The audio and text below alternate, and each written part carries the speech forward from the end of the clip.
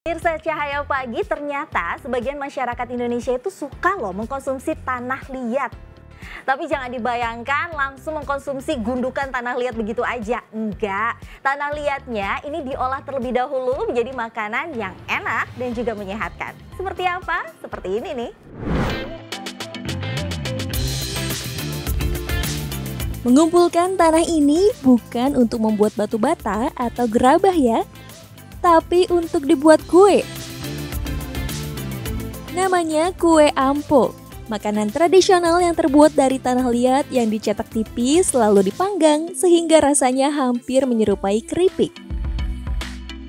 Kudapan unik ini masih banyak dibuat terutama di daerah Tuban, Jawa Timur dan Cirebon, Jawa Barat.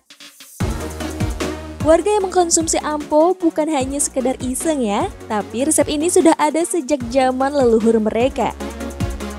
Sejak dulu, makan ampo dipercaya dapat mengobati berbagai penyakit, terutama masalah seputar perut dan pencernaan.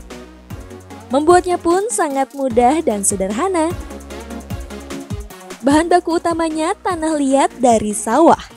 Dengan cara menggali tanah sampai menemukan bagian tanah dengan tekstur halus dan lengket, warna tanah liat umumnya abu kehitaman atau merah kecoklatan. Selanjutnya, tanah liat disaring dan dibersihkan dari pasir dan kerikil, lalu diberikan sedikit air sambil terus diuleni sampai benar-benar padat dan kali seperti adonan kue. Sebelum dicetak, adonan tanah liat bisa dibubuhkan sedikit minyak goreng agar tidak lengket di tangan.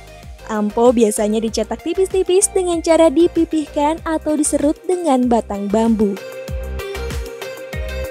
Terakhir, ampo dipanggang di atas bara api sampai benar-benar kering dan teksturnya renyah. Camilan tanah liat ini biasa dimakan langsung atau bisa dinikmati bersama manisan buah. Warga senang mengkonsumsinya karena yakin akan khasiatnya. Unsur-unsur mineral yang terkandung di dalam tanah liat inilah yang bisa membantu proses metabolisme di dalam tubuh, sehingga ketika dimakan akan berdampak baik seperti mengobati sakit perut, sembelit, hingga melancarkan pencernaan. Di balik kepercayaan warga akan khasiat tanah liat untuk kesehatan tubuh, tanah liat merupakan zat yang benar-benar suci, bahkan bisa mensucikan najis berat. Selain itu, tanah liat merupakan bahan utama terciptanya manusia hingga saat mati pun akan kembali menjadi tanah. Allah Subhanahu wa Ta'ala berfirman, "Ingatlah ketika Tuhanmu berfirman kepada malaikat, sesungguhnya aku akan menciptakan manusia dari tanah. Kemudian apabila telah aku sempurnakan kejadiannya, akan kutiupkan ruh ciptaanku kepadanya. Maka tunduklah kamu dengan bersujud kepadanya." Al-Quran Surat Shad ayat 71-72.